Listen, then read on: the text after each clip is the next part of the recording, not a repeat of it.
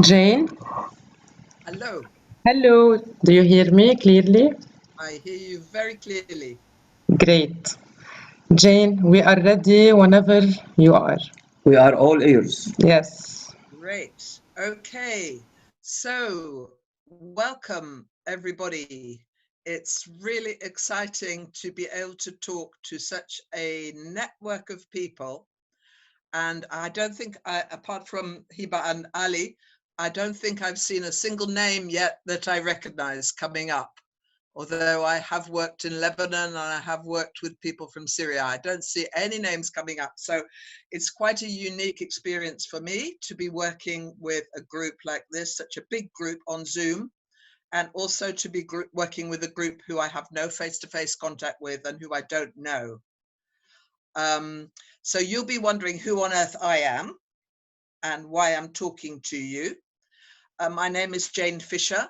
I'm a systemic family therapist, and I have worked for many years, both as a family therapist, and then later on, I have added in the last 15 years, I've added a specialism in working with trauma because I worked with so many families and individuals where trauma was a big, big issue. And I trained in EMDR and in narrative exposure therapy. And I've developed and used those techniques with people who've been severely traumatized and with groups. So I'm sitting in Oxford, which is where I live. My street is completely quiet. We are not allowed outside except for exercise. Most of the shops are closed. 2 people in the street already have the virus. I think in the UK, about between 600 and 700 people a day are dying of the virus in hospital. So, like you, we are in a very serious crisis and really feeling strongly the effects of it. I feel in talking to you, I'm breaking one of my own rules that I don't like talking in places where I am not really familiar with the context. I'm breaking it because this is a crisis, and I'm relying on you to bring in your expertise about the contexts you work in, and to look at what I'm saying and assess how you would adapt it to your context, which is so important in any situation, but especially now I'm talking to you remotely like this. So what I am going to do is I'm going to set the context a bit, explain how I approach this work and how my systemic thinking affects it, and how the experiences I've had of working in different countries in Africa and to a lesser extent in the Middle East, how they've affected how I approach this work. And my assumption is that we are all faced with situations where we need to try and reach larger numbers of people than we can usually reach through one-on-one work. So that might be through psychosocial approaches at community level. It might be through group work. I've been working for some time with groups of people addressing anxiety, stress, and those issues on Zoom. And we're carrying that up now and trying to offer support to frontline staff in the NHS and in care roles in the UK, to help them cope with the ongoing situation. We're doing that on Zoom with small groups. So I'm coming from that assumption that we all need to scale up to meet the need. And that's not necessarily a bad thing, because even before this crisis, our mental health system was not coping with the rising tide of mental health issues coming to the system. It has to change. And in a way, I think this crisis may be a step. We'll learn ways in which we can work with more people quite effectively. Okay, So I'm going to start by setting the context, explaining my own position, which you may or may not agree with, and I'm really glad to take comments and feedback. I'm going to look briefly at WHO, World Health Organization's guidelines and research from other sources around working in an emergency context, which is what we are now, I think. So I'll look at that. And then I'm going to move on in the third part to the toolbox, which I understand you've been constructing, and the tools which might go in it.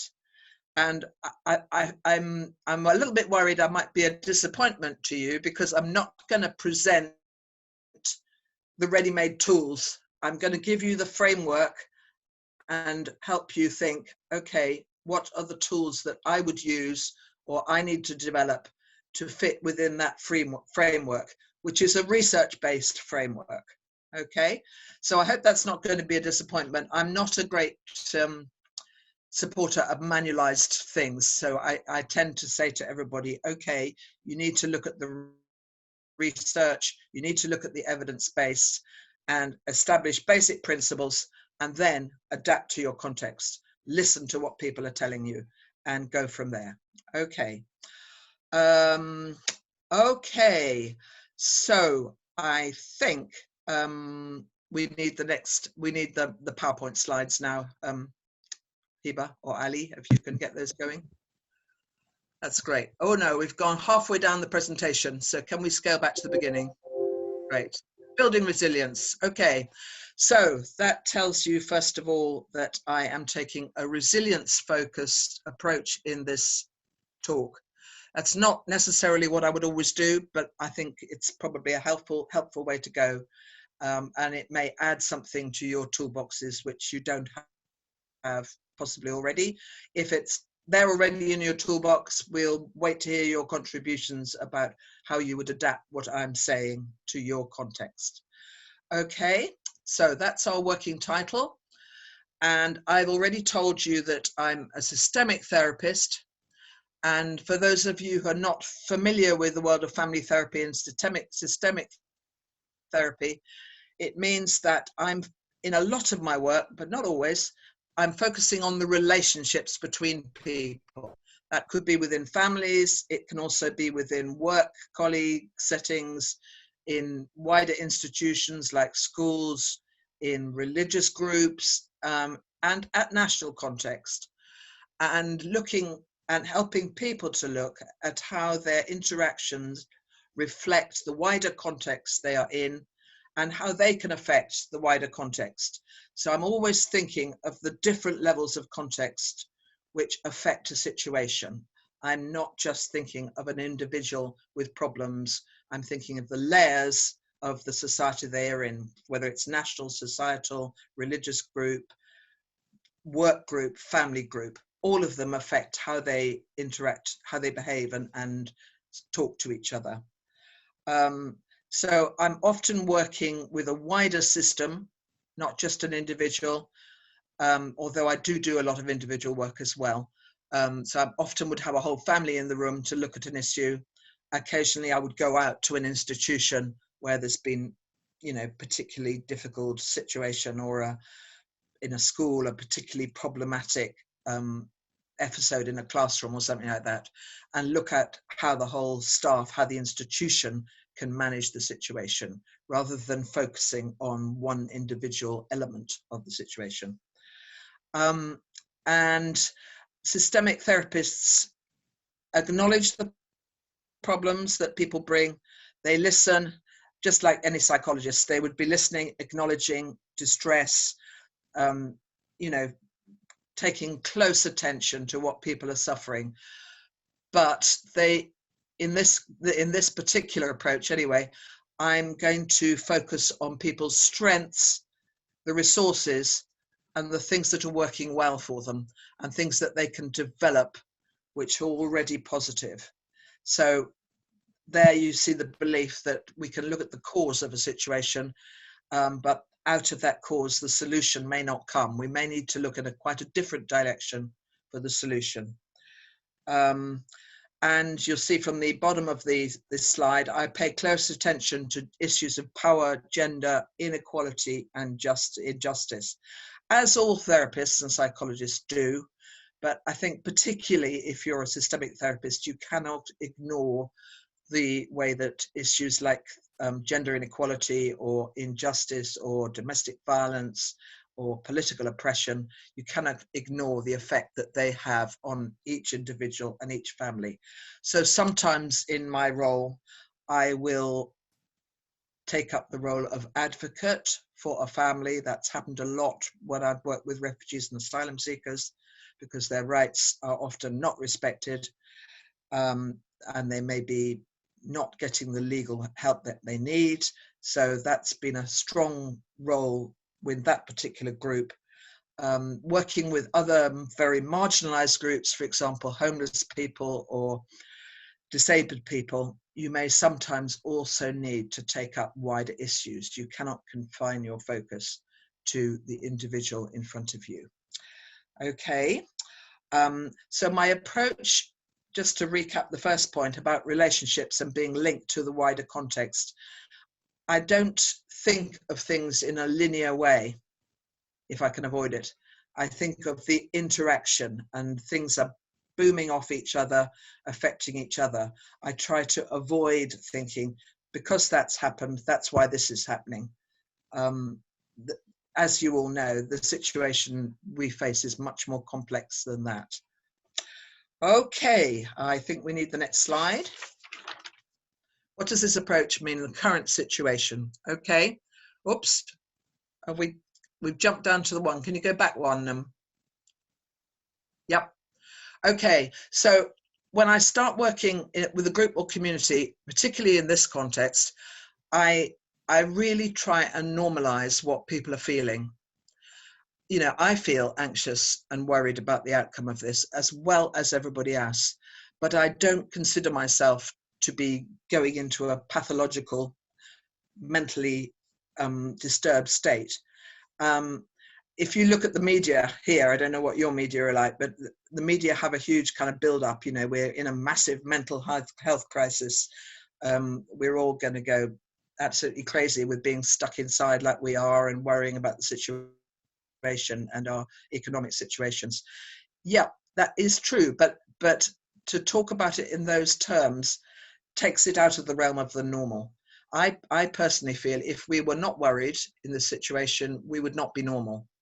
So I think it helps to try and normalize the situation, to use language of distress, suffering, loss, and avoid the pathological language, which our media anyway is tending to slip into, partly because that creates an expectation that we as therapists and psychologists can come up with medicalized solutions for this, which we simply can't. We have to meet people as fellow sufferers and use the language of normal suffering about this, so that we widen the net of people who can help and support each other. I'm also working from an assumption that I guess a lot of you will be doing one-on-one work. I'm still doing one-on-one work on Zoom, but to meet the wider need, we can't do it one-on-one. It's too much. We have to think of other ways of getting out to people and working with families or groups or wider networks. That doesn't mean we don't bring our expertise, we don't bring our knowledge and understanding to that situation, but we need to be out working with a wider network of people. And I work from a strong belief that we need to help people build up their own strategies for coping with this. We need to help people support each other and help them to think about how they can change the nature of the context for them in their immediate lockdown situation. So for example, in my local community, we are already in phone contact with people within the community, not just me, but anybody who can help, so that people who are completely alone, maybe elderly, not getting out the house, speaking to nobody, they are paired with a volunteer who will talk to them maybe once a day or 2 or 3 times a week, so that they are hearing a human voice on a regular basis. And small things like that can make a huge difference. We're also looking at joint ordering of food, because we're not meant to be going out to the shops. So how do we all order food? There's not enough online delivery slots. We have a well-developed online delivery system in this country, but it's completely overwhelmed by the situation. So how can we all get together and do an online delivery together? So ways that we can all support each other. Another small way that we're doing that locally, you may have seen it on television, is that each week we all go outside our houses and we clap. We all applaud the frontline workers who are exposing themselves to the virus on a daily basis. So the NHS, care workers, teachers who are still looking after children of key workers in school, and so are therefore exposed to the virus. So they get a round of applause every Thursday night, and that's nationwide. Creates a great sense of solidarity. In our street, we've got musicians living here, so the musicians bring their instruments outside the house, and we agree to a song which we will try and perform and sing together each week before the clap. It's a small thing, but it creates a sense of community solidarity, which is really important in this situation. Now, in your context, there will be different things, but think about those things which create that sense of solidarity. Also think really carefully, as I'm sure those of you who work already in emergency situations will know, is the intervention I'm bringing, or that I've talked about with people and we think it's a good idea, is it going to be sustainable? And will it activate people to help themselves? Because if you're using a project funding for something and the project funding ends, as everybody who works on projects will know, it can be extremely disillusioning for the groups and communities you've worked with, because the project stops, funding stops, and the work stops. So how are you building? This is going to be a long drawn out scenario, a long drawn out crisis. How are you building the sustainability into whatever you do? Okay, one more slide. Let's think. What's the next one, Hiba? Okay, some of my starting points. Okay, so I start, say I'm working with a group or a family, by acknowledging the anxiety of the situation and reassuring people that the high level of anxiety they feel doesn't mean they're going crazy. It's a normal reaction to an abnormal situation. Then I would help whoever I'm working with, and this works with individuals, and I'm sure it's something you do anyway, to distinguish clearly what's within our control and what is not, and then to focus on the first. So you heard me talking about my street. There we're focusing on things we can do just in the street. We can't change the way that the virus is spreading, except by social distancing. We can't actually do a lot to change the situation in hospitals and the worry that people feel about a relative or somebody going into hospital. But we can focus on more immediate things. We can focus on maintenance of relationships where we are, building solidarity, supporting people at distance, close to where we are, and trying to avoid the kind of wind up of thinking which happens when we try to control things which are actually out of our control. And when you go into a situation virtually, to support people, look for your first thing at what they're already doing. How are they comforting each other? How are they supporting each other? I've seen so many situations in Africa particularly, where the appearance of an expert raises people's expectation that the expert's going to bring lots of solutions. That is not usually the case. We need to build on people's own solutions. Okay, so beware of taking your expert hat with you. You've got it in your backpack, but to start wearing it is probably going to undermine people's efforts which they are already making. Okay, that's a point we can come back to maybe in discussion, because I know it's a contentious point. Okay, so next one. Hiba and Ali, are you awake? Next one, yes, great, different reactions. Okay. Yes, we are. Okay, great, fine. All right, so be prepared to find very, very different ways of reacting. It's too easy for us, we all know about projection, it's too easy for us to project things onto people which actually they don't feel, and to assume that they are going to react in a certain way. So people's reactions will depend on their circumstances. You know, within my immediate family, or who live all over the world, I've got some who are actually quite fine, they're comfortable, they're locked down, some who've lost all their income overnight because their businesses had to close. Everybody's in a different position. So you need to listen to that, obviously. Also, there's a key thing which, you know, I'm sure again you are aware of, that the meaning we give to what's happening will affect the outcomes for us. And in between the event, in this case the virus, but it could be another emergency, and how we come out of it, is the whole area of what meaning we give to it. You know, I couldn't get images quickly enough onto the PowerPoint, I didn't have time, but I'm sure you know that image of an elephant, and you imagine a group of blind people put into a room, and they're all asked to touch the elephant and say what they feel and what they think the thing is. And of course, they come up with extremely different perspectives. So one will describe the trunk because he's held the trunk and felt it and felt its flexibility. Another will have felt the tail. Another might have felt the foot. They'll all come up with a different perspective. So in systemic work, you're looking for all those different perspectives. They're not wrong. They are all different, and they are all based on people's particular experience. And they can all be brought into the pot to help people find a way forward. So when I'm working, you know, as in probably most of the work you do, I'm holding in mind the past. People's experience will be affected by what's happened to them in the past. You know, the research which shows that the outcomes for PTSD are profoundly affected by early attachment experience.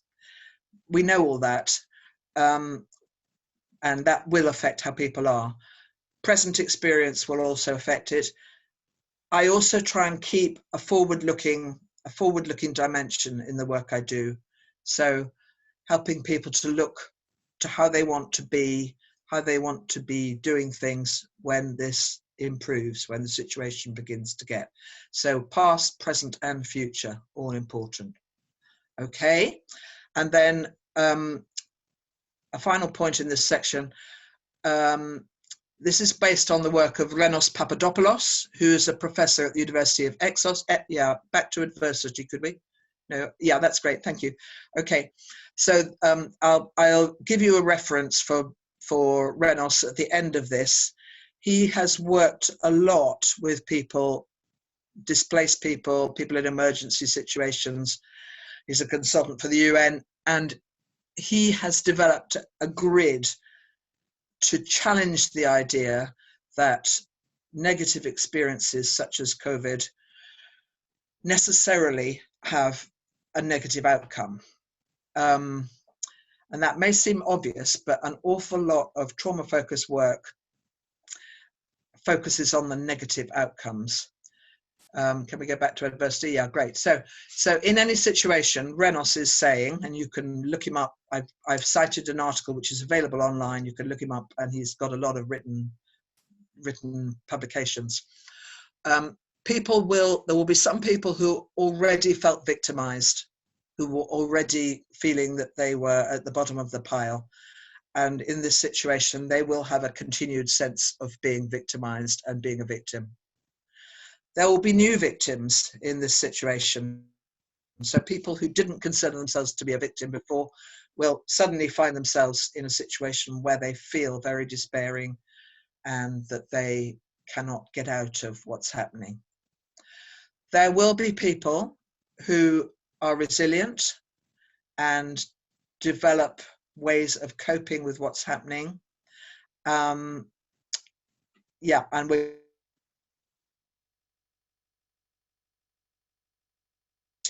category into this. Okay, I've lost the PowerPoint there. My internet connection is unstable. That's great. Okay, and then there will be some people who we as psychologists and therapists often tend to ignore. Those will be the people who are actually going to come out of this situation stronger. Renos calls them people whose development is activated by adversity. And if you open your eyes to that, you'll find them. And they can be your allies. They can be the people who might help you. Within a family, you might see somebody with that potential. Within a group, you might also see it. Because I work a lot in Africa, I tend to use the example of Nelson Mandela for people. You know, he was clearly somebody who was strengthened by the adversity he went through. He was in prison for 27 years. He came out strong and able to be a good leader. Now, not everybody can be Nelson Mandela, but you see these people at community level. I've seen them in Africa. They overcome suffering, and then they are able to move forward and help other people. And those are key people in any community or any family, actually.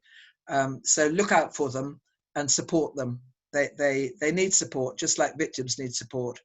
But we tend as psychologists and therapists to veer away from them because we think they're coping okay. Okay, next one.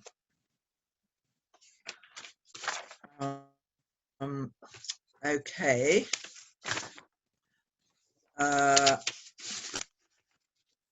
I think, yeah, the IS triangle, that's right, that's what I need, exactly, brilliant. Okay, so you might want to just sort of stop and just scribble down a few notes, because we will have time for questions at the end of this. And hopefully we'll have time for you to share your own expertise with others through the chat room, because I don't set myself up as being an expert in any sense. And I know there's a lot of very experienced, knowledgeable people in this Zoom room. So you might want to make a few notes about what you've heard me say up to now. I'm moving on now to a slightly different subject. I'm going to just talk briefly about the WHO and research and guidelines. Then I'm going to go into looking at the toolbox and you know, how I understand the toolbox and what I think you need in it. So the IS triangle, again, I just didn't have time to mess around and get that from the WHO website into my PowerPoint. It's all there. I'm going to give you the reference for it at the end. If you are not familiar with it, it's a really good reference point, and there is a load of good information on the WHO website, including psychological first aid and a lot of things to think about. So go there if you're not already familiar with it. It's very helpful, and I will give you the reference at the end. If you imagine a triangle, an equilateral triangle, you know, standing as it would, a lot of my working life has been with people right at the top of the triangle, with a small number of people who are experiencing extreme trauma and distress, extreme PTSD symptoms or other, you know, other symptoms like that. And that's why I trained in EMDR. But as I've worked in other contexts, and also as I've developed my work here and realized the overwhelming need, I've shifted focus to work as well at the lower levels of the IS triangle. Because at those levels, you're meeting the needs of a much wider range of people. And you're developing a methodology which is much more practical and community-based or group-based. And that's where I'm going to emphasize when I'm talking about the toolbox. So I'm very well aware of the need of a small number of people at the top of the triangle, but I'm today focusing on people as you come down the triangle. And if you're not familiar with it, have a look at it online. Okay, right. Again, a bit of a pause. I'm moving on to a new topic. I'm moving on to the toolbox. So let's flip on to the next slide, if we could. Yeah, okay. So you are all experienced professionals. You are qualified psychologists and psychiatrists and mental health practitioners. So you already have a toolbox, which you will be using, I'm sure. And we're talking now about adapting that or possibly bringing out a slightly different toolbox for this particular situation.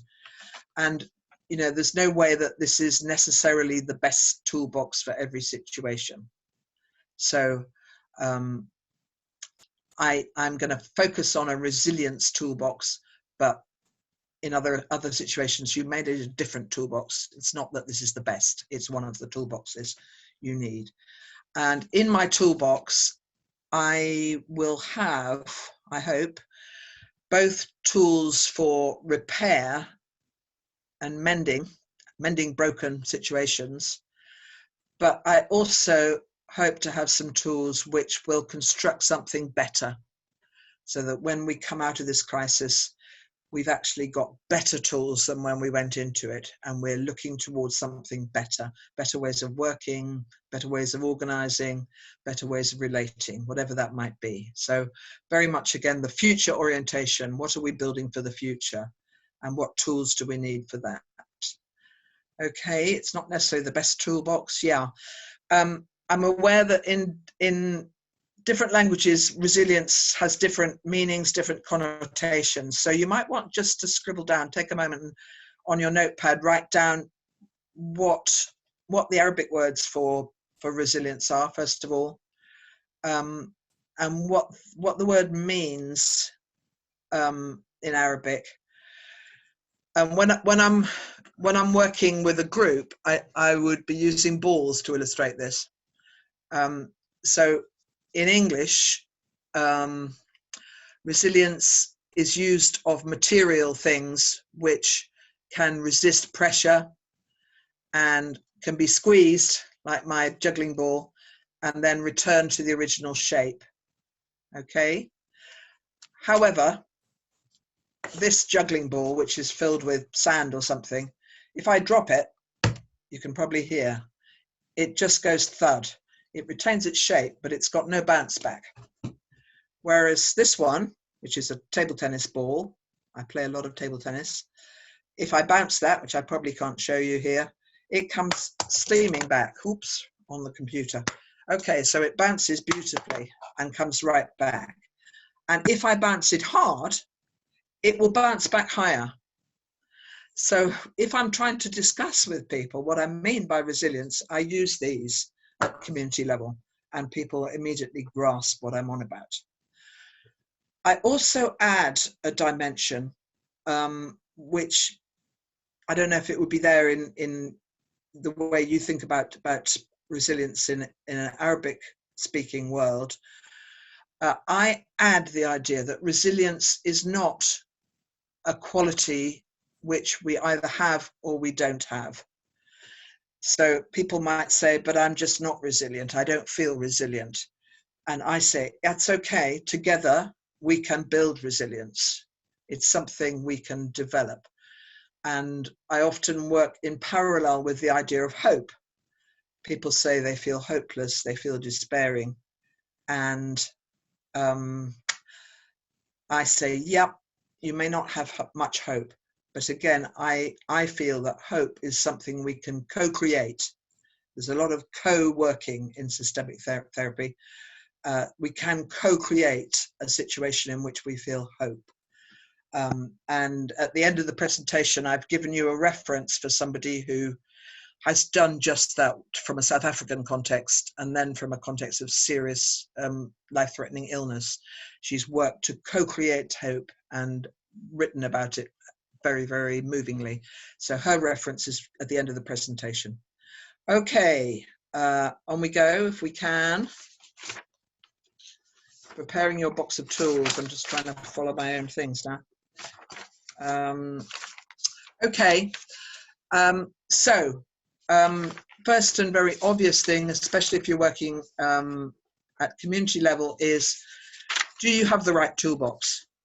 It may be that you are going into a situation as a psychologist or a therapist where your toolbox is one of the toolboxes which is needed, but not the only one. And I can tell you loads of stories of this from experience in Africa, but also experience here. So I was in Zimbabwe last year, where I've worked over a long period for many years, and the rural communities I've worked with most are on the east of Zimbabwe, and they had been hit by the cyclone, which hit Mozambique, flooded a lot of Mozambique, but also hit them and caused devastating damage and loss of life. And in the aftermath of that, a local organization from the city, which is quite a long way away, had come in and said, we need to do psychological first aid. Well, that might well be a need, but, you know, stop and take a breath and think first. And they had initially brought in their own team, and local people had the sense to say, no, we want to do this ourselves. You tell us how to do it and we'll go and do it. So they did send local people, which was great. And local people had to walk up the mountains and go into the valleys and cross the rivers where the bridges were destroyed by the cyclone to find people who had been affected. And this was a few weeks after the event. And they had a little bit of training in psychological first aid. What they found, of course, was desperate people needing all kinds of practical help. It was helpful for them to be visited, but those poor psychological first aid workers, trained only in that, came back to the debriefing meeting and said, well, I found this 80-year-old woman up a mountain. She was looking after her grandchild. Half their house was demolished and they no longer had food. So clearly the toolbox of psychological first aid tools that he had taken were not meeting the need. And that tells you that really that in emergency situations, you really need to be working in collaboration with other organizations who can provide and meet needs that you cannot. And unfortunately, it often doesn't happen for various reasons, but it's a really important point. You are bound to meet people and start talking on Zoom to people who will bring very practical, desperate needs. And it's very demoralizing for you if you don't have a way of referring them or pulling somebody else in from another organization who might be able to help them. If you're working with a family, it may be a question of bringing other extended family members in, but you need to be working in collaboration, okay? You also need to, I mean, that's another classic example of assumption made from outside that these people need psychological first aid. Okay, but in that situation, actually the tools they were taking in, people were not yet ready for them. You know, you can take in a beautiful saw to a carpentry project, but if there's no wood there to saw, it's no good. It's not the right thing. So think carefully about whether you have the right tools and whether others will also bring tools which might be more useful. Work in partnership. And your first question should be around, how are you managing the situation now? What's happening now for you? What's helping you now? Rather than assuming that you've brought a tool which somebody's going to be able to use. They may not be ready for using your tools. Okay, preparing your box of tools. Great, thank you. Next one. Thank you. Okay. So what we're looking at is what in other contexts would probably be called psychosocial work. Here it's an emergency context and we are mostly psychologists and psychiatrists, so we probably don't conceptualize it like this, but I think this is a useful quote because it reminds us it's a fabulous book on linking peacemaking and psychology. And it reminds us that the work of a psychologist and a therapist in this situation can be as much about looking at the existing rituals, celebrations, memorials, ways of coping which a community or a family already has, not necessarily introducing something new. So it's about the ongoing normal processes which are helpful and how can they be strengthened. Okay, that's Hamba and Gallagher. Yes, Hamba is a professor at the UN University. Okay, so we're moving to think about your toolbox and what you might need in it. I'm listing 6 suggestions here. They're probably quite obvious to you because you're all experienced. And then I'm going to work through and just set in motion some thinking about what they might mean in this context. And if you use these as a framework, you can develop your own tools in cooperation with the people that you work with. Okay.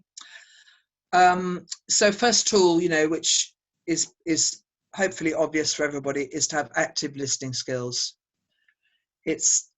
I've seen so many examples of Western psychologists in my context, going into situations thinking that they have a lot of expertise and answers. They do have a lot of expertise and answers, but the first step is always to ask, how are you doing this? How are you coping?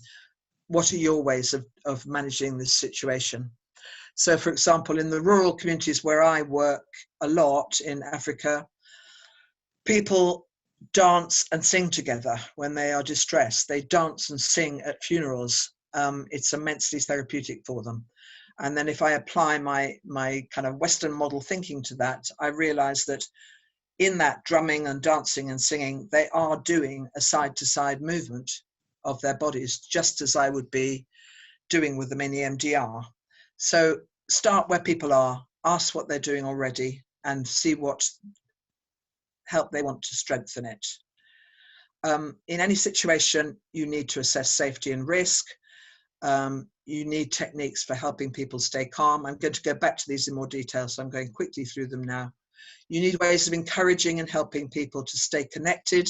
Isolation and being completely alone are definitely poor for mental health. And as so much research now shows, you need to help people hold on to a sense of agency, that however small, they can take some step to make the immediate context better for them.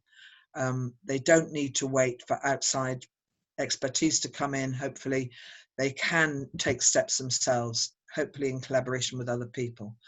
And then I've put as a 6th tool, and I'm not going to spend a lot of time on it in this thing because it's probably something you've dealt with already. What are your own strategies for protecting yourself, surviving this situation, and looking after yourselves? Because if you all burn out, then the people you're trying to help will not have the benefit of your experience. Okay, so that's a quick run through of the skills I'm going to try to cover, and let's go one by one through them, and then we'll finish, and you can come back with your input and your expertise and your suggestions. Okay, next slide would be good. Okay, so I'm sure you will have this already because you are experienced. Part of your listening exercise needs to be a safety and risk assessment. You need to be sure that you are working in a reasonably safe situation. Now, nobody can feel completely safe in this situation, but it's a basic sort of first premise of trauma work that you need to be reasonably safe. Otherwise, that's where you need to prioritize. If people are not feeling at all safe, that's where you've got to start. And a very practical thing, are they aware of the factual information about how they can protect themselves? I'm talking to people in Africa all the time now, and there's a very low level of awareness of what on earth social distance is distancing is and why we should do it. So there's a basic public health need there to educate people, explain things to them, encourage them to take measures which will protect them. And that may include looking at sources of information which people can access. Basic again, have people got access to adequate food and shelter, and can somebody else help them with that, because that presumably is normally not your remit. But if they haven't, then they're not going to feel able to engage in anything else really. There's obviously an awareness that lockdown, people being tightly held together in situations, in families particularly, is going to increase the levels of domestic violence and abuse. So ways of picking up whether that's happening, the questions you need to ask about that, because if you ignore that, that is an undermining factor throughout whatever work you do. And if you work with a child or vulnerable adult and they're not feeling safe, what are you going to do about it? What are your backup lines? How can you provide what they need? Or can you find another member of the community or family who can respond to that child's need for safety? Because the safety sense, we cannot give it completely in this situation, but it is fundamental to helping people through. Okay, so you might want to just stop after success, after safety and assessing whatever assessing tool you use, and just make a note of it, because you might have useful ways of doing that which you can share with others, or you might have queries about it which I or other people on the Zoom room can answer. Okay, so just scribble a few notes about point 1, which is safety. And I should have added there that you may need to pay special attention, as the IAS triangle does, to people who come into this situation with an existing disability, the elderly who are vulnerable, the very young, and people with existing conditions of mental health, mental illness. They suffer hugely in these emergency situations because people don't have time to attend to their needs. Okay, reassurance and calming. Fundamental to this is sources of information. If people are spreading exaggerated information which generates unnecessary fear, your role may be to start with to try and provide the facts, to really be straight about what the situation is and avoid the exaggeration. If people have got the radio on all the time in their houses, as many people have here, think of the effect of that on children. Children need protection from too much detailed information. They need their questions answered. They need to have some basic understanding, if they're old enough, about what is happening. But hearing death tolls and crises and things too much is not going to be a helpful thing for children and young people. So think what's happening in a family if they've got the radio or television on all the time, bringing fresh bad news at the moment. Okay.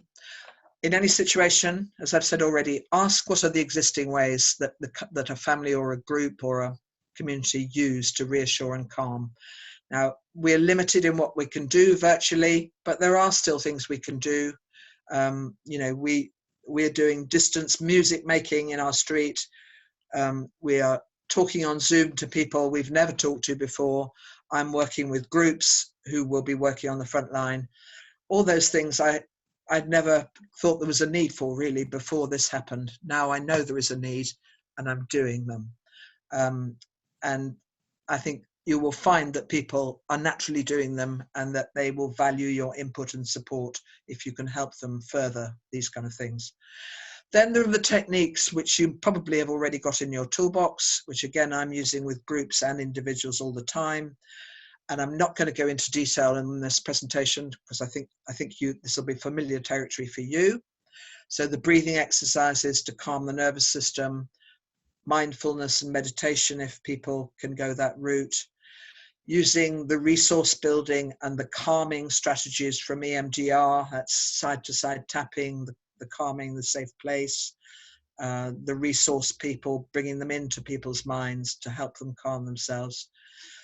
Using EFT tapping, the energy tapping, which I think you probably will already know.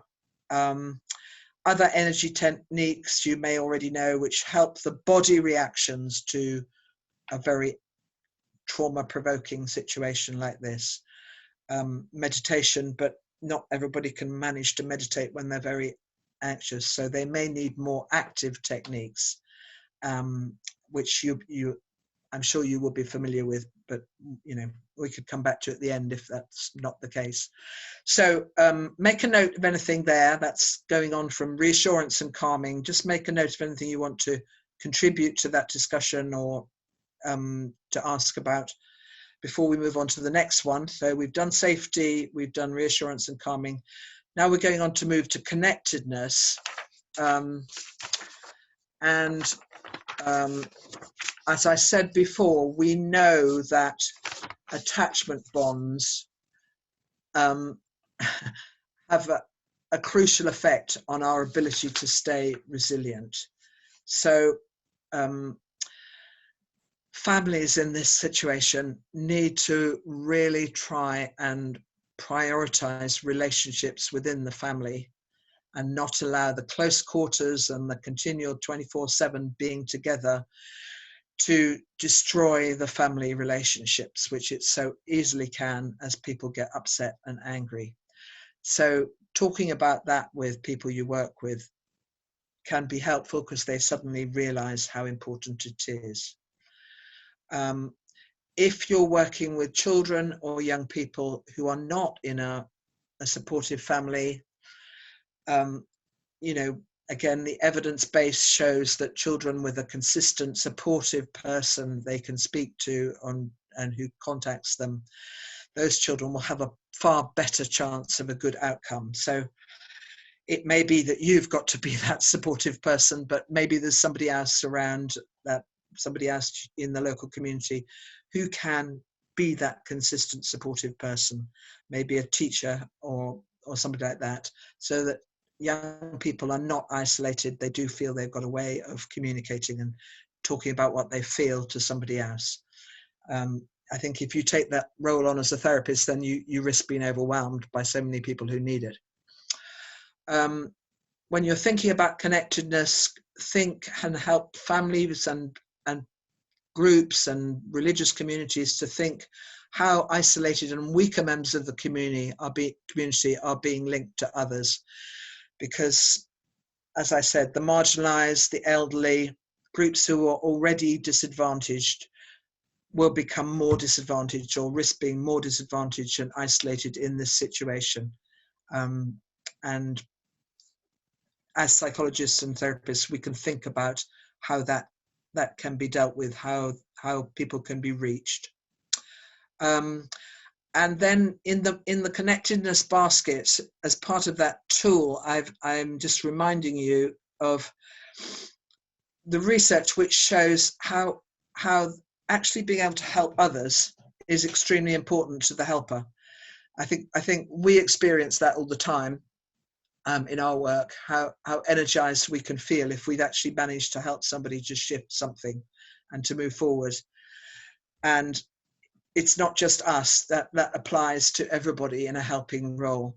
And I've worked with many people who've been through severe political violence and torture, and who can say towards the end of it, I'm going to volunteer to help other people because then my suffering has some meaning.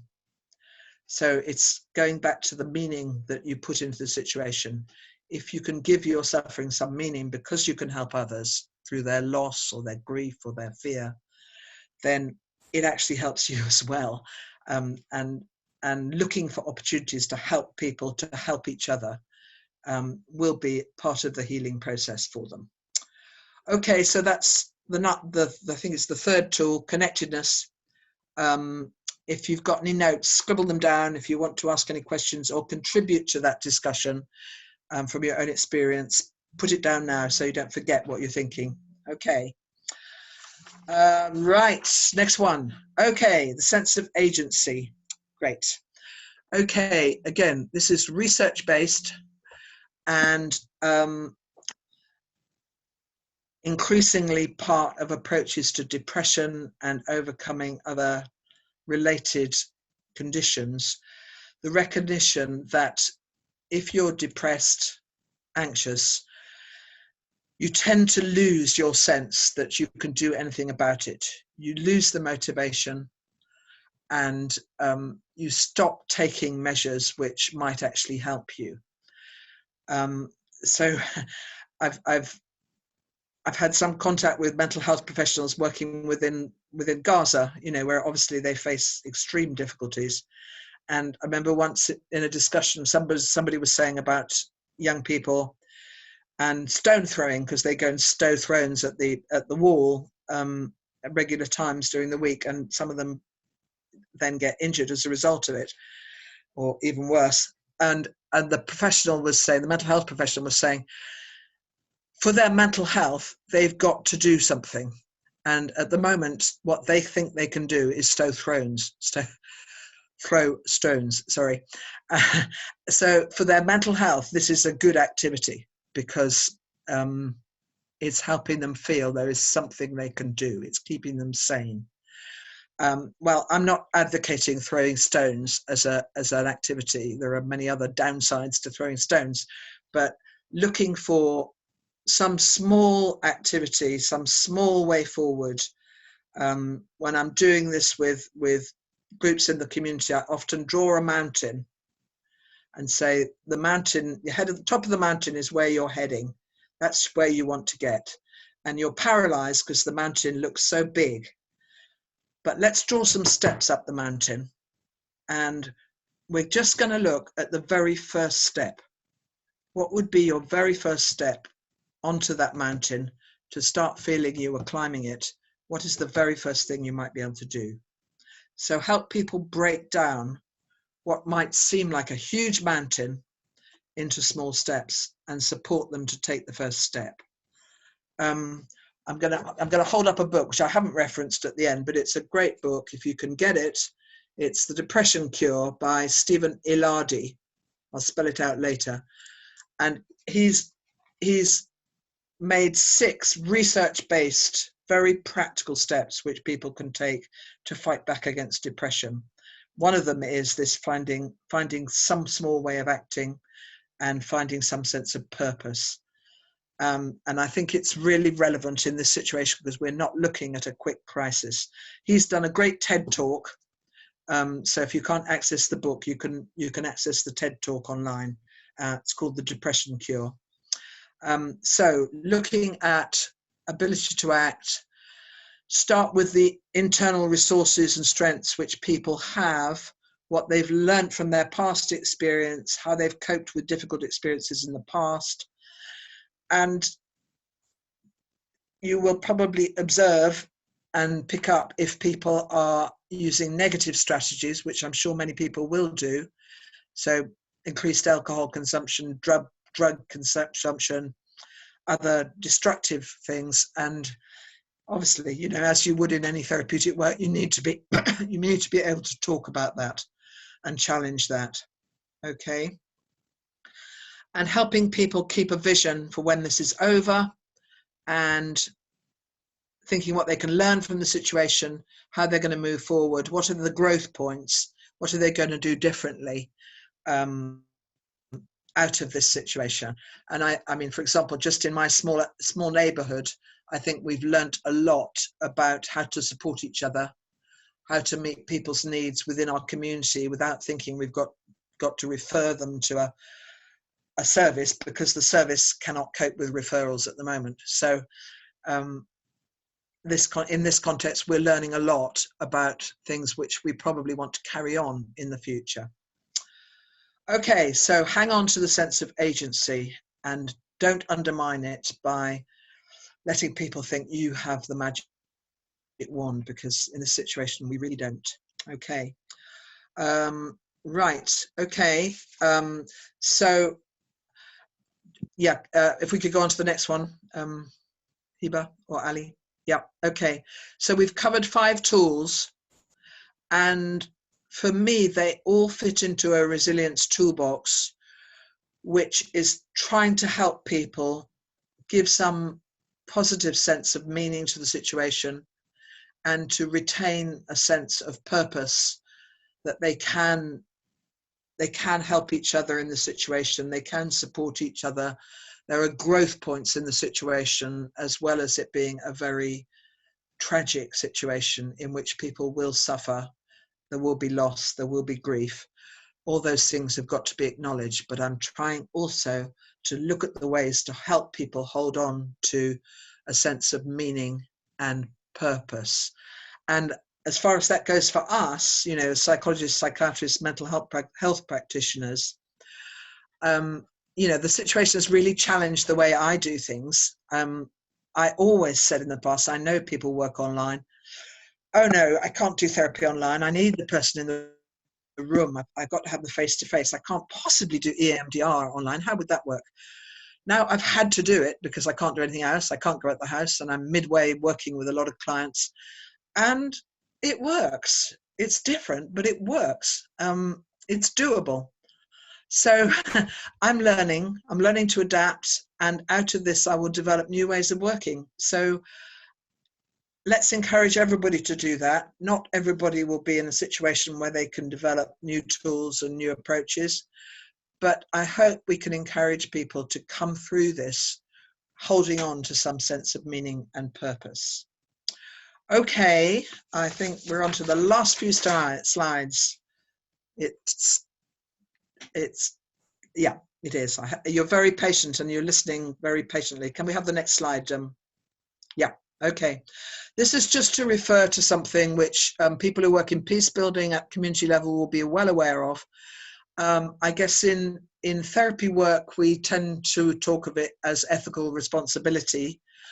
In peace work, they talk about it as do no harm principles. You will find the do no harm principles on the WHO website, the IASC website. They're worked out in detail there. You can read about them and adapt to your setting. I know that many of you will probably be working in contexts where there has already been a story of conflict. People may already be quite polarized, mistrustful of each other, all those additional difficulties which come from post-conflict or even ongoing conflictual situations.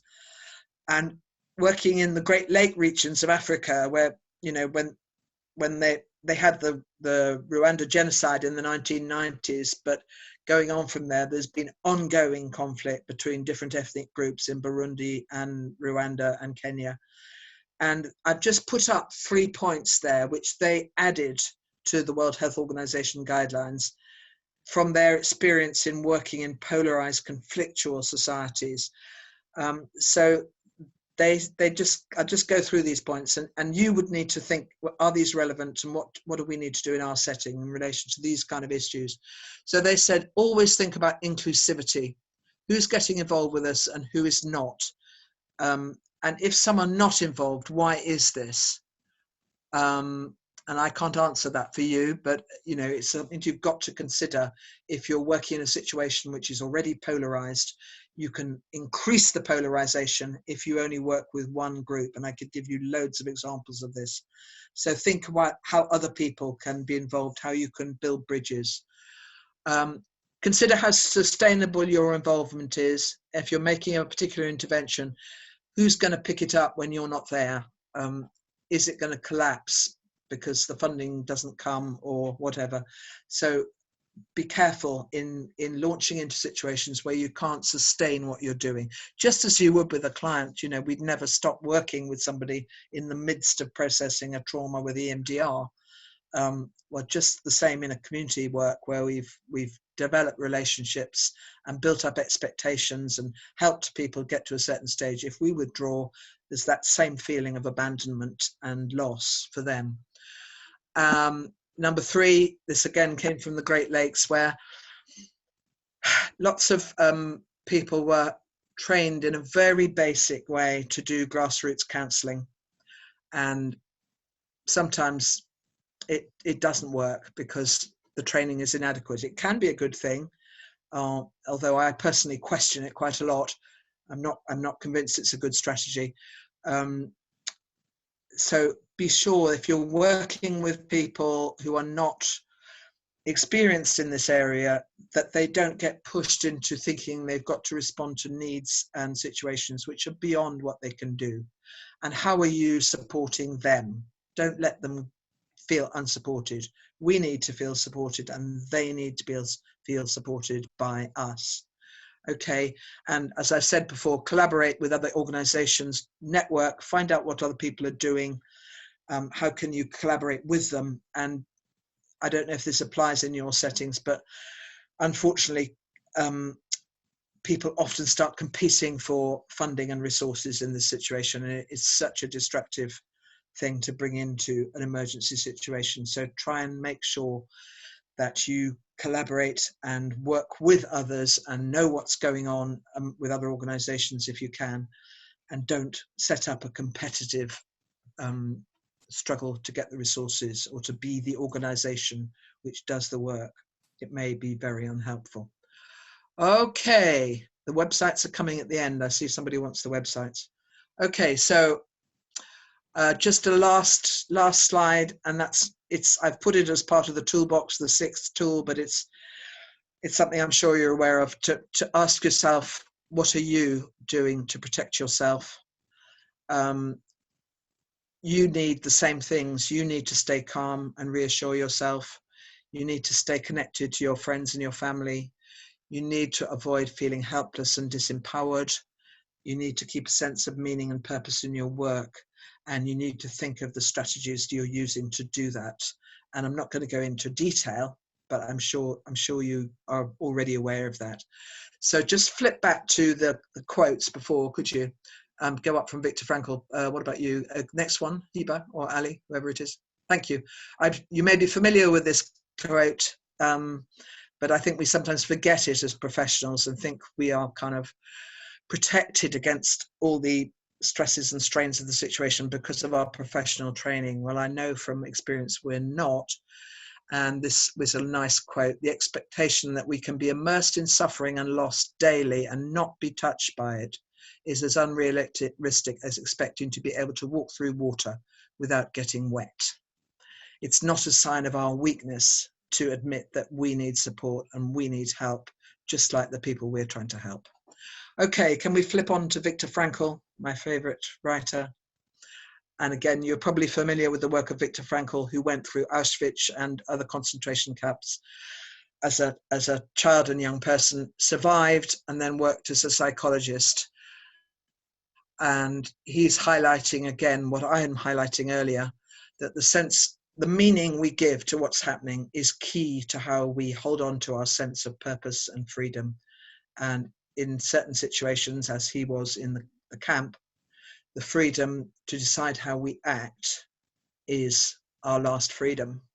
I always remember his description of a few people who were able to walk through the Auschwitz huts and give their bread to other people who they were thought were suffering worse than them. So there's a lot to learn from people like Viktor Frankl, who came through very severe experiences. Okay, and I think the last slide is some of the websites.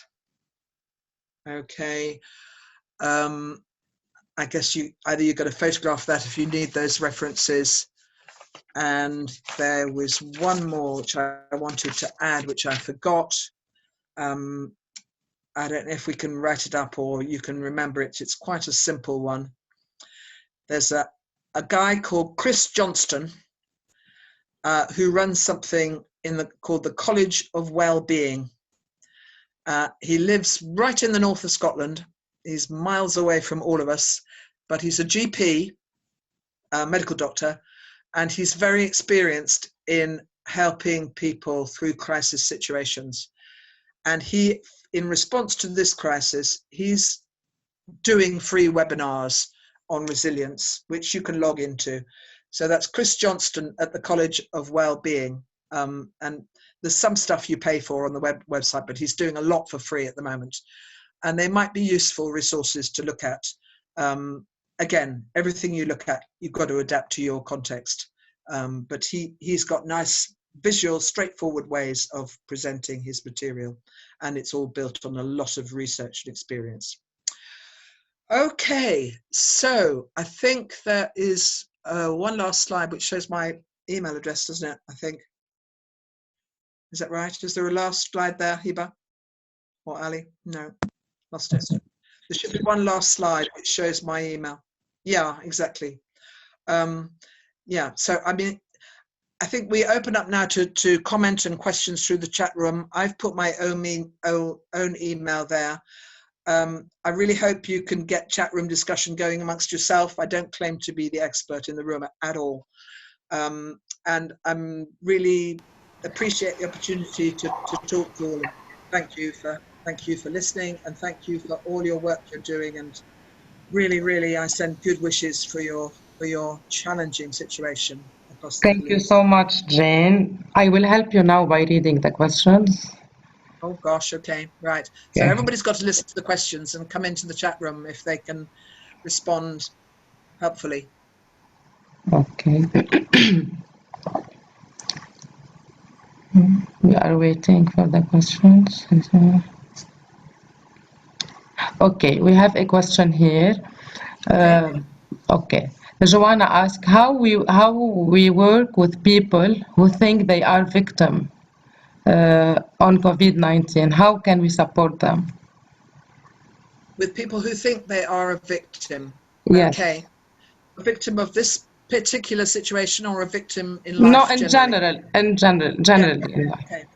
Okay. So if you're starting, I mean, again, I would be thinking, how would I do this if I was one-on-one, and trying to take some of that knowledge and understanding into a group context.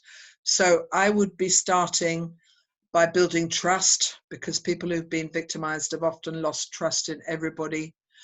I would be looking at what resources they have, if they have any, and I'm looking at tiny resources. So if they've got memories from the past where they have coped with a difficult situation, if they've got memories of people who have helped them and how did that person help them, try and tap in, because even the most victimized people have often had some experience of managing things and some experience of somebody being alongside them to care for them or to protect them. So try and tap into their own resources to start with. Then you're thinking about agency, trying to help them identify the first step up the mountain. Is there some small step they can take which will help them to feel they do not have to be helpless? It may be a tiny thing in the way they relate to their children, something that they can do which begins to ignite a sense of agency again. I'm sure lots of other people in the room have probably got comments about that, because you must be working a lot with people who feel strongly that they are victims of this situation. So are there any other comments coming in for that? I have another question. Rana asked, can we consider resilience at the same level of patience? Because I see that impatient people cannot be resilient. Patience, the quality of patience, did you say? Yes. Well, yeah, I don't know in how that pans out in Arabic. My English interpretation of patience would be much more passive than I'm trying to create in the idea of resilience.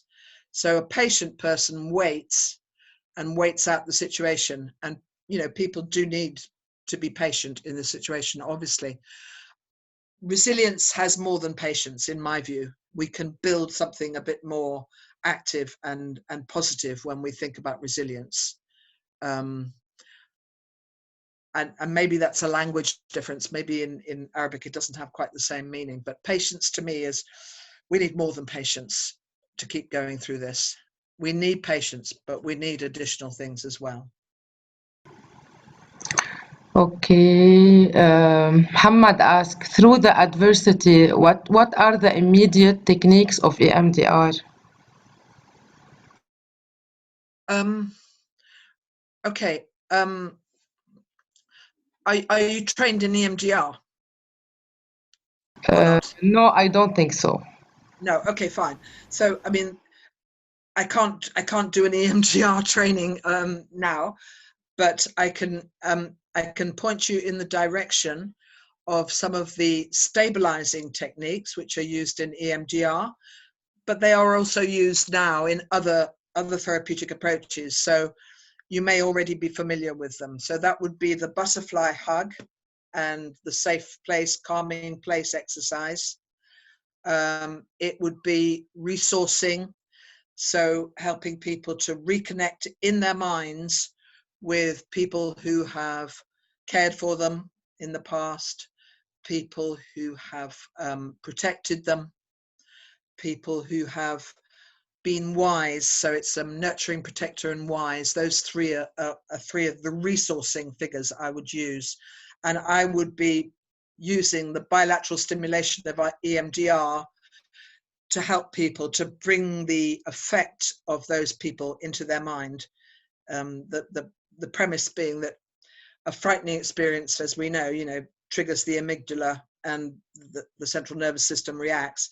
If we can bring a different thing into people's mind in all ways, not just visually, but in all sensory ways, body sensations as well, they can calm themselves by using that kind of a technique. So that's something from EMDR which is usable. If you're looking at the videos of how to do EMDR online, don't go there unless you're trained in it. I really wouldn't launch into it, but you need to be trained in it. It looks easy, but it triggers a lot. It brings surprising depths of experience out quite quickly. So don't go there unless you've trained in EMDR, but the EMDR stabilization techniques, which also you can locate, if you search online, those can be extremely useful. Okay. Does resilience depend on the level of education or the open-minded kind of people? What did you say? The level of dedication? Yes, level of education. Education. Sorry. Yes. I don't think resilience depends on education. I think those of you who work in very poor communities will be very aware of how amazingly resilient they are. Often they have amazing strength to keep going and to overcome difficulties using their own resources, which to us as outsiders often look, desperately limited and difficult. So I don't think it depends on education, definitely not. What was the second thing it might depend on? Education and? Education or the open mind kind of people. Okay. So I guess it depends on their willingness to engage with you, doesn't it? If you're working with people who have suffered a lot and have lost a sense of being able to do anything, then you've got to work to build the trust with them, to build up their sense that there is something they can do. That's what I would see as being open-minded in this situation. If people are stuck in a story of, blaming other people, not taking any initiative in their own situation, that's got to be your starting point, and it is a very difficult place to start. But again, remember, in that situation, if you're working with a group of people or a community-based group virtually, or because you know them already, then there will probably be some people in that situation who are able to take up the ideas of resilience and growth through adversity, and they will be your allies, because then other people will say, oh, okay, maybe that is possible. When you work with groups, the effect of some people in the group on other people can be immense. So if you've got a group with some people who are actually quite resilient and positive and thinking in a forward way, they will influence the others in a way which you may not be able to, because you're an outsider, or you're not part of their context. Okay. How can we break the cycle of losing all confidence in oneself? or confidence and in oneself? Yeah. Yes. Yeah. Okay. Oof, yeah. Okay. So that's a real sense of victimhood, isn't it? I can't do anything to help myself. So again, I would go back to the mountain image and help people think, okay, you seem to face a mountain of problems and issues. What are the small steps that we could start taking up this mountain? Sometimes I use with people an image of a man or a woman carrying a huge bundle of stones on their back. And I say to them, you know, this looks like you. It feels like you feel you're carrying a huge, huge bundle of stones. Is there one stone we could take out of your bundle and start to look whether we can do something about that stone together, whether we can help you to shift something in relation to that one stone? Okay, so break things down and don't expect people who have been very severely victimized over a long period to take on a huge range of things.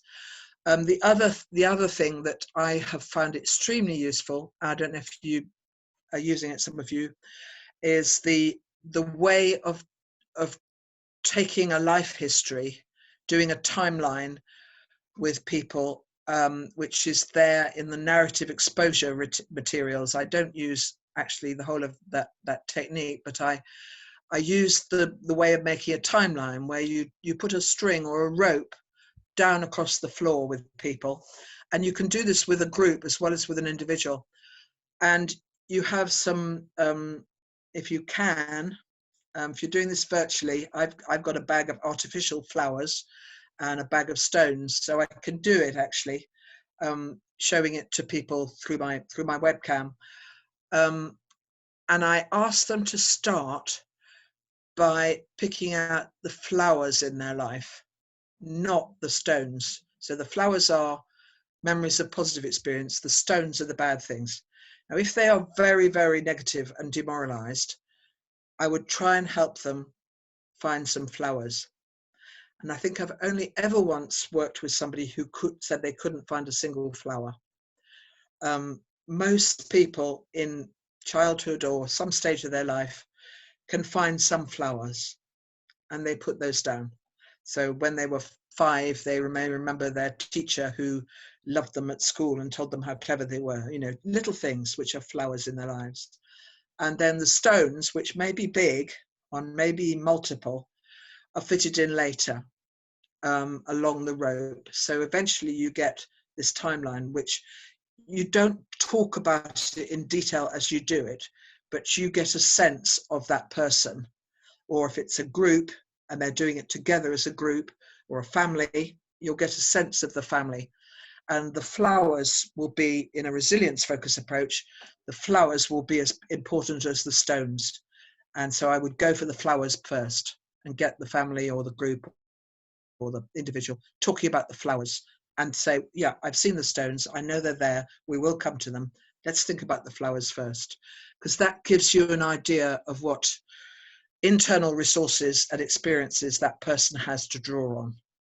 If you go straight for the stones, you see this huge rock when they were 15 or something, and you go straight for that. You hopefully will get to that rock eventually, but don't go straight there if a person is very entrenched in a victim position and feeling very hopeless. Okay. I need to ask you a question. Okay. Do you think that countries that have experienced a lot of issues or crises before, such as our country here in Lebanon, we had seen a lot like Israel war or civil war, or now the economic crisis, demonstrations, and now this crisis. Do you think we are more prepared, resilience-wise, to face this crisis more than other countries? They are like a lot of countries, they don't have a lot of crisis like us. Yeah, I mean, I'm going to ask you what you think in a moment, obviously, but my Sorry, but experience. because we have a lot of I have a lot of something to share with you. Here in Lebanon, we are active. We have a lot of things we are doing now. Like we are prepared and somehow. That's why I need to Yeah. ask you a question. Yes. I mean, from what you're saying and what I understand of what you're doing, I think you are well prepared. And in a way, you're better prepared than we are here, where we've had a mental health service which has dealt with a very limited number of people with very severe mental health difficulties. And we are not geared towards a wider response. And I think you really are going for a wider response, which is great. Not everybody will feel prepared. And of course, the fact that there's been a knock-on series of severe events is also hard for many people. But it sounds like you as a body and you as a group of psychologists and psychiatrists are already, way down the road in your preparations. I mean, go on. Yeah, Go on. I think personally, this answer make me feel like satisfied because everything I witnessed here in Lebanon about crisis and difficulties, now I feel like power. I have power, and there is a meaning of what happened. So I mean, personally, I'm satisfied of this answer. Yeah, I think I'm glad you are. Okay. I mean, just one small example of this is that my husband and I have lived for many years in Africa and worked in Africa, both the Congo and Zimbabwe and South Africa. And we are very used to power cuts, not having electricity. Now, suddenly last weekend here in Oxford, our electricity was cut off. It's back now, but it was cut off. We thought, okay, we know how to cope without electricity. It wasn't a big deal for us. The rest of our street were in complete panic because that's not something we expect to experience in the middle of the UK. Exactly. So you've been through so much already and survived. Exactly. This is what I meant when I asked the question. Yes, exactly. Yeah. So I will continue with the questions. Yeah. Muhammad Thank asked, you. what are the techniques that we can use immediately on the field during this crisis?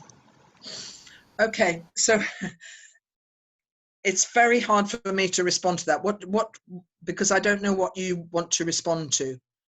And I think as I tried to say, I can't put the tools directly into your hands because they are tools from my context, from an African context. You need Middle Eastern tools. And when I went through that list, I don't know if you're thinking particularly about calming and reassuring tools. I went quickly through that list. If you're not familiar with the things on that list, so not familiar with calming techniques, breathing exercises, energy therapy to calm the body, stabilizing techniques, those things, EFT, things like that. Try and look those up online if you're not familiar with them. I can't just teach them all in a webinar, and you may have colleagues who can help you with that if you're not familiar with those. So those are the most immediately useful things, but don't go in thinking those are what people need. Ask them first. Use your active listening skills. That's the very first tool you need to go into a situation with, and ask people how they are coping already and see if you can support what they're doing already, as well as taking in some new things. I don't know if that answers what you wanted, or whether you were asking for something else that I haven't quite. No, I believe this is the answer. Yes. Okay. Okay, we have a question. Is there any books or manuals you advised about useful techniques for resilience we can train on it for our intervention with patients? A manual for it. I think I said at the beginning, I don't go for manuals, but I do think you need to have a framework to respond within, guiding principles, which I've tried to give you. And then you need to develop your own tools. I think if you pick up a manual, which is written in the United States or wherever, and try and apply it to your situation, it's it's not going to be what you need usually. So I don't usually go for manuals. But having said that, if you look, I don't know if there's any way we can write this up. I forgot to put it onto the references. Chris Johnston, and his name is spelt John Stone with a stone on the end, John Stone. If you go onto Google and Google him and the College of Wellbeing, he is doing a good job. He's written a lot and he's doing a good job getting out webinars for free on resilience. His whole focus of work is resilience. So that's somewhere you could look. But of course, he's not going to be honing it to a Middle Eastern context. You've got to do that bit. Okay, we have a question here. As parents, how can we teach the resilience to our kids? Challenging question. Okay. Does anybody else want to come into this who works with parents and children? I think many of us, we want it. Many of you. Yeah, okay. Well, I'll just say a few basic things. I really would like other people to be able to contribute to this because I'm sure you all have so much to say. And that would, my contribution would come from working in conflict zones mainly and post-conflict zones, but also looking now at my own grandchildren. One family living in the Ukraine where they are in a flat with 2 young children and lockdown, and the borders are completely closed, so they couldn't leave if they wanted to. And one family living in Paris in a first floor flat where the lockdown is very severe. They were told yesterday they couldn't go out at all between 10 o'clock in the morning and 7 o'clock at night. So if you imagine that in a first floor flat with an 11-year-old and an 8-year-old, how do you help children through this? And one of the ways I see them doing it in a very immediate way is trying to keep some normal routines going. So if possible, don't lose any structure to the child's day. You may not want to try and enforce school-based learning yourself. Maybe you don't feel you can do that. But still having some structured day. So, from 9 o'clock till 11 o'clock, we're going to do something related to your schoolwork on whatever. And that's hard work for parents, but it keeps the child on track in some kind of normality. Having a structured exercise session in the day. The Paris slots who can't go out have got some exercise program which they're doing together as a family in front of the DVD, and I've watched them there all exercising together. I always remember the story of one post-conflict zone where children were in a very unsafe situation, but they created for them an underground library so that they could carry on studying and feel that they're not just wasting time while this crisis goes. They can continue to study. They can find new things they might want to follow through. The family in Ukraine, and my son's a journalist, and over the weekend, he created with his children who were getting really bored and fed up, he created a wonderful little sort of TV program with them. Not everybody can do that, obviously, but creating something special out of the time that people are spending with their children can be a very positive thing too. And keeping hold of the idea that this will end. We will come out of this, and what can we do while we're in it to feel that we've done something useful and fun and helpful with the time we've had. I don't know, do other people want to come in on that? Because I'm sure you all have ideas as parents and people working with children.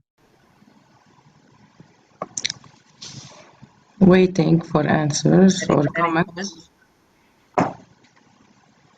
I don't want to be the one who answers all the questions because you've got so much to contribute out there. I do not have a lot of questions or interventions. No, okay. I I have here a different question. How a therapist can help to build the resilience or to work on resilience with a very poor family? Ooh, okay. So again, lots and lots of ideas. I'm sure other people would have ideas. And if you're talking about a family who don't have enough to eat and don't have shelter, then your first steps may be to see if you can link them to an organization which can help them in some more practical way towards those material things. I don't know if that's an issue. If it's not quite that situation, but the family are still very poor, I would again, I always go back to the same point. Ask questions when you're with them, which help you understand how they cope already. Because if they are coping, how are they doing it with so few resources? What beliefs do they have about the situation? Are they part of a religious belief system which is helping them through? And tap into the resources which they have as part of their natural life. And then if you think about, if they're getting very anxious or upset in the situation, teach some of the calming and reassuring techniques and see if they can join with you in doing them. They may not feel very calm and reassured because their situation is so precarious, but the message that there is something you can do. If it's a small thing, it's worth doing it. So I might teach some of the exercises, the reassurance exercises, to the whole family and get them doing them together. But I might also ask, what are the focal points of your family life which give reassurance and which keep you going? What are the belief systems which keep you going? I've worked a long time in Africa, in sub-Saharan Africa, where, and particularly Zimbabwe, where the belief system is predominantly Christian, and resorting to prayer, to looking at the Bible, to memorizing particular biblical quotes. All those things are resources which people use all the time to help themselves through situations like this.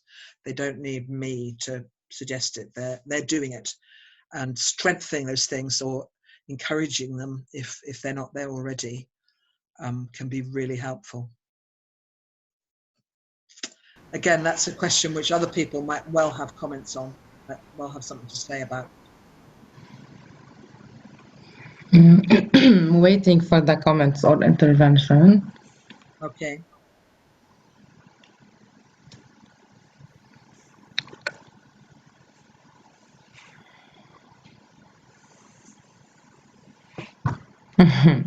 Thank you. Okay.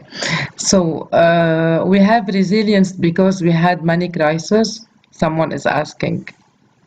Okay, so Hiba, you might want to answer that yourself because you just spoke very strongly about that. I do believe in this. I do believe the crisis we have witnessed make us a stronger people or more flexible or have the access to be more to have adapt the situation, to adapt the situation. Yes, I do believe crisis make us more resilient. But this is my own perception. I don't know. Everyone have his own perception. Exactly, and some people will not share that, I'm sure. Yeah. Okay, someone is telling, I found very difficult for me to train a client in being resilient. Okay, so Doesn't know why. Is that person? Are you talking from having tried to train somebody in resilience? Yes. And failed? You feel you failed in doing it? Yes, and it's difficult, she says. That's what she's saying. Okay. Yeah, I don't think you can train somebody in resilience. I think it's something you have to build with them. So you have to look at the resources they already have. And as Hiba just said, if they already overcome and survived quite a lot of difficult crises and experiences, they will have resources that they've used to get through that. So you need to help them to identify that and to think what they have, what are their strengths. You can't impose a training on them. It really won't work. So it's looking at the resources and then working together with them to build a structure, using the 5 points that I outlined, which helps them to retain resilience. So that would be, are they connected with people? Have they got people they can talk to? Are they maintaining relationships close by? Have they got some techniques for calming themselves when they're really panicky? Very practical interventions I'm talking about. I'm not talking about anything sophisticated, but with a kind of psychological therapeutic training behind you. The skill is to go into somebody's situation with them and help them build with you. If you try and train in this, I think you're right. It's you can't do it. You can't train for resilience. You can only build with people. Okay, Zakia said, resilience presumes the presence of stressors. The more we are exposed, the more we develop strategies to deal with it. This is what she thinks. Yeah. I think I would agree. Is that a question, or I think she's telling us, something She's useful. telling us, yes. I think it's a useful comment. Thank you very much. Yeah, I agree. Joanna also say, sometimes the ongoing exposure to trauma can make us more fragile. Yeah, it can. It can. You're right. And people who've had ongoing exposure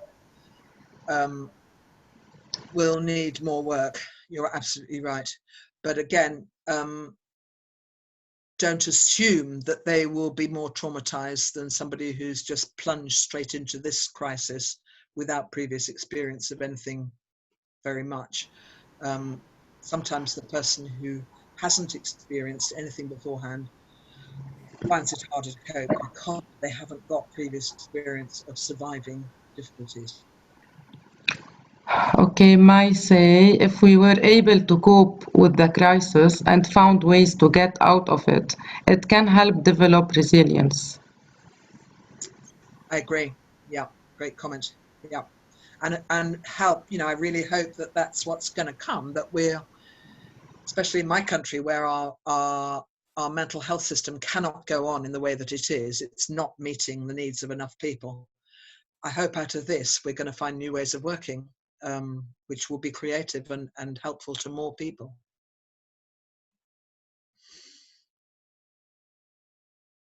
Okay, Mai say we cannot educate or teach resilience. It's a life experiences. Sorry, could you just repeat that? I didn't quite get that one. We cannot educate or teach resilience. It is a life experiences. Partly, how resilient we are will depend on our life experiences. I agree. And that might be negative experiences. We've learned to overcome them and we've come out stronger. It might also be that we've had, positive experiences which have contributed to our being resilient.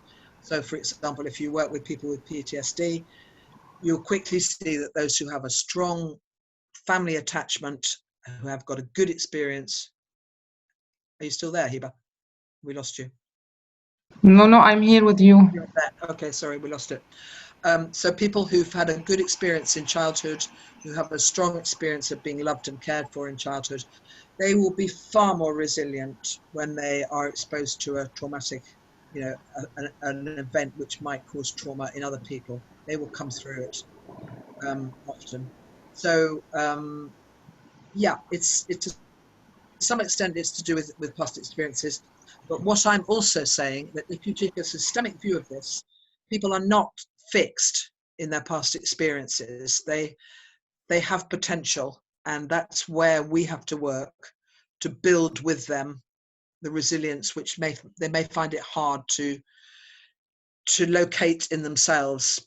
So resilience is inherent. It does depend on past experience, but it can also be built and co-created with people in the situation they find themselves in the present. Okay, we have a question. How I can help people close to me in my family to be more resilient if they are so stubborn and never accept that the problem in their way, especially I am one of them. Okay, so they never accept that the problem is that they need to do something about the problem. Yes. Is it, or they're blaming somebody else? Okay. And if that's with your close family, that's tricky to deal with, isn't it?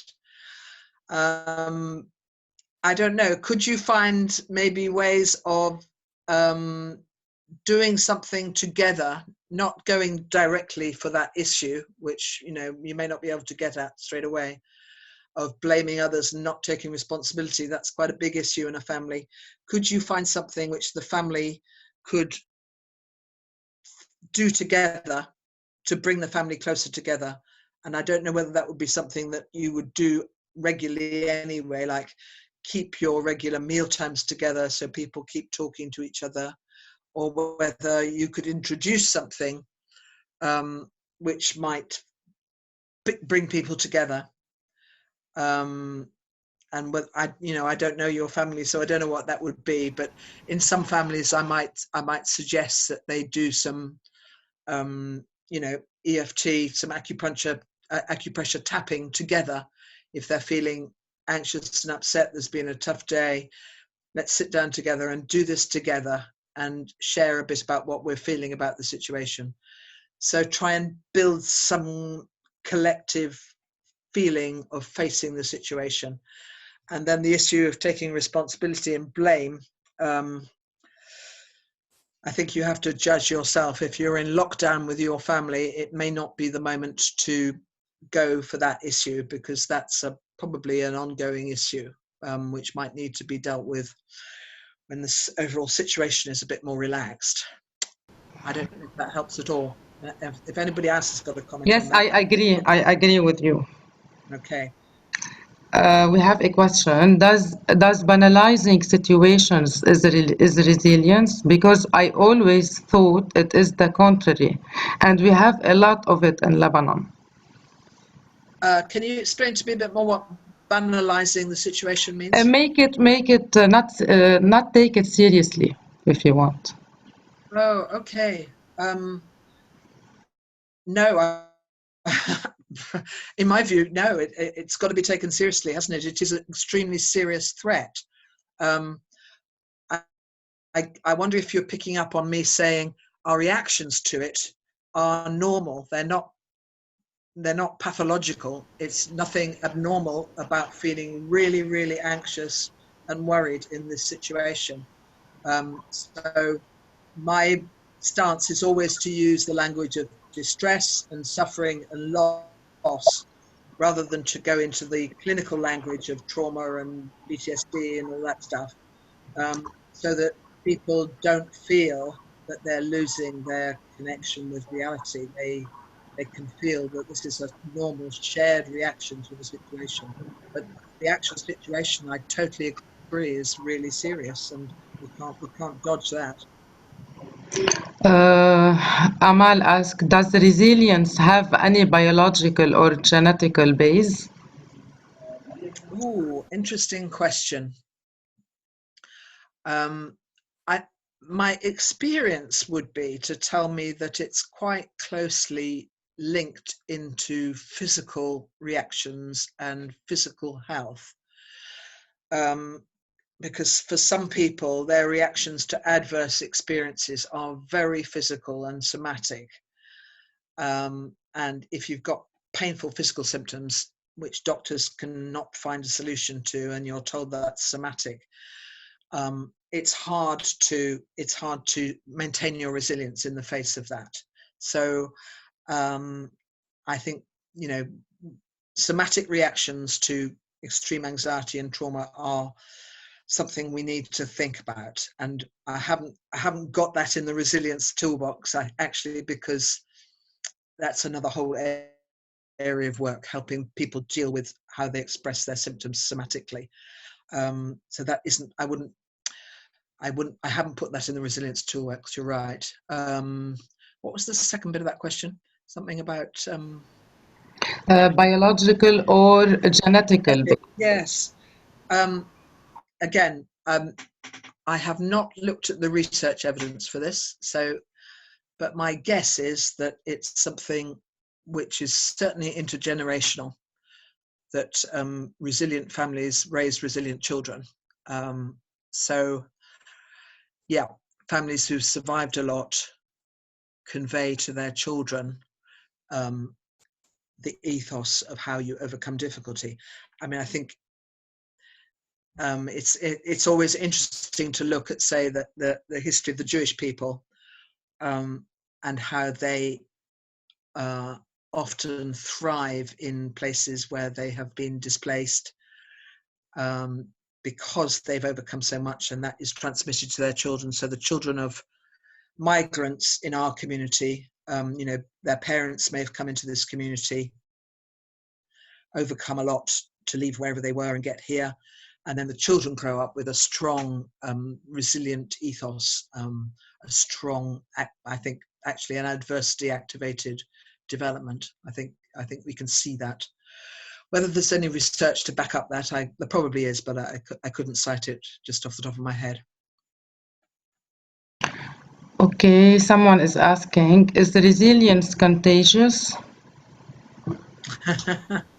Maybe. What do you think? I think I would observe that in a group it is contagious, and that's one of the real benefits. If you can work with groups on Zoom now in this crisis, you'll be surprised at how much people pick up from other people.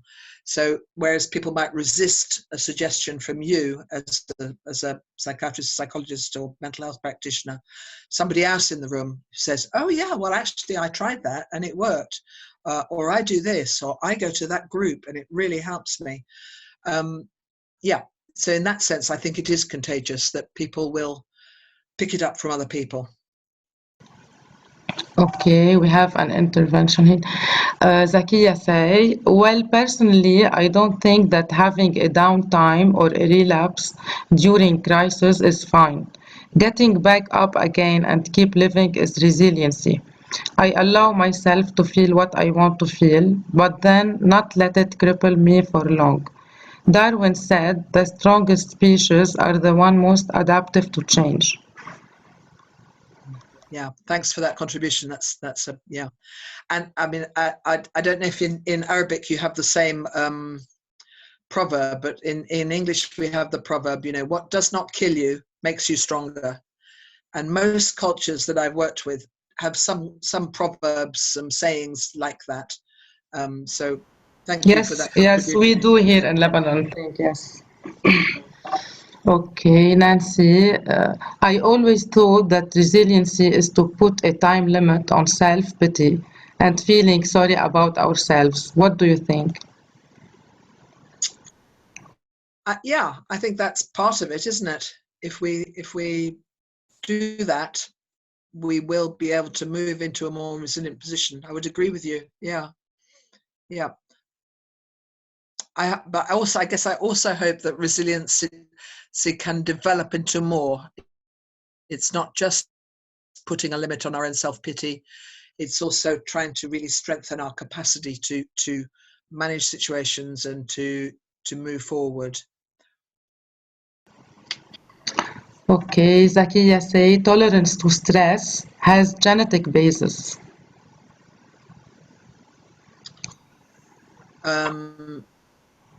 Are you asking that question, or are you No, saying maybe what you she's believe? providing us. She's providing us with this. Yeah. Yes, it does have a genetic basis. That's true, but it also has a basis in the way we've been nurtured. So it's not just one or the other, nature or nurture. It's a combination of experiences as we grow up, experiences through life, and our genetic makeup. Not in my view, looking at what I've read about this subject, it's not an either or, it's a both and. Can denial be sometimes confused with resilience? Yeah, I think so. I agree. If you want to say more about that and give an example, that would be great. But I would agree that sometimes you can deny a situation. But denial, I don't know what training you were told about denial in your training. When I trained years and years ago, we were always taught to try and, move aside, get people to go beyond denial. But if you see denial as a defense, there are some situations in which that's helpful. We need defenses in some situations. So, I wouldn't always think that denial is a negative way of dealing with something. It can be what you need to do to survive. Yeah. But I wouldn't be wanting to confuse resiliency and denial. I think they are separate things, but sometimes they can get confused. Rena say low community resilience affect individual resilience. How can we support this individual to increase their own resilience? Okay, so you're looking at trying to support an individual to become more resilient. Yeah. Yes, especially when they have a low community resilience. Okay, so they're in a community setting where generally resilience is low. Yes. Yeah. Okay. Well, I would go through the using the outline that I provided in this, in the PowerPoint. I would start with thinking, okay, what is going on here for this person? And the very first thing was have to be safety. Are they in a safe enough situation? Is there anything they can do to make themselves more safe? Do they have some techniques that they already use which make them feel safer, make them feel calmer? Are they connected to anybody else who can support them in trying to be resilient? And in this situation, that might have to be somebody on the phone or whatever. So how are they connected? Is there somebody else? If they're in a very non-resilient, depressed community, is there somebody else who can be a support to them in maintaining resilience? Is there anything they can do, a small step, to try and make their immediate situation better?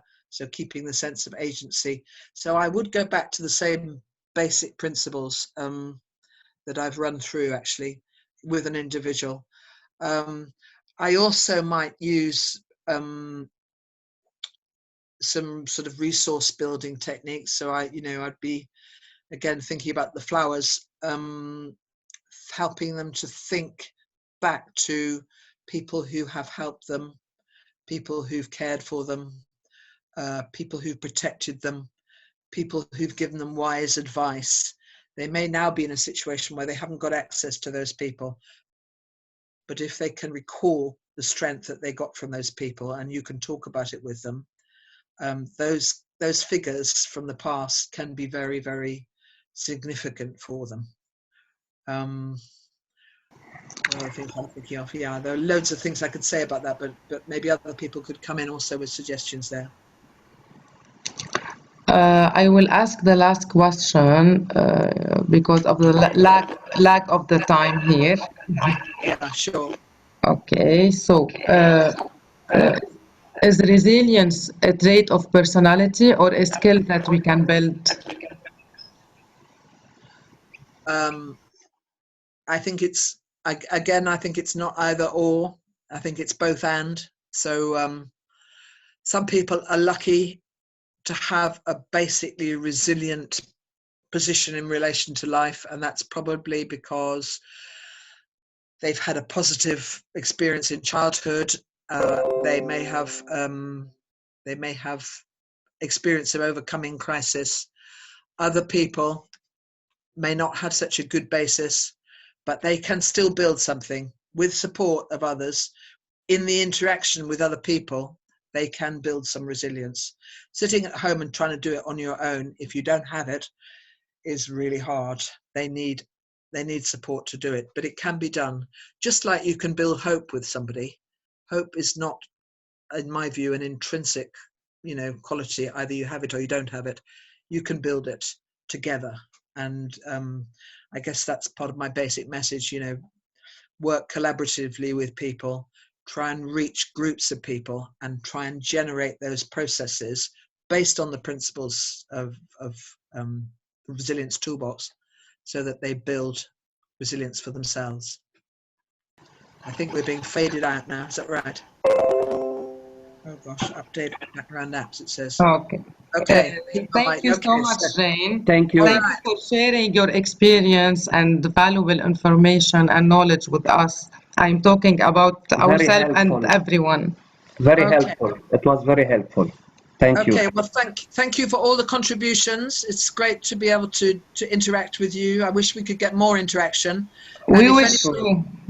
If any of you got feedback, you want to email feedback or anything, it always helps me to know whether what I was saying was what you knew already or whether there were things that, were... Yes, and we will help you. We will help you. We will provide you with feedback if they Great. contact us. That would be Yes. great. Thank you so much. Thank you a lot. All right. Stay Okay. safe.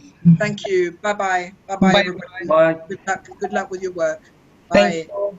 Bye-bye. Same to you.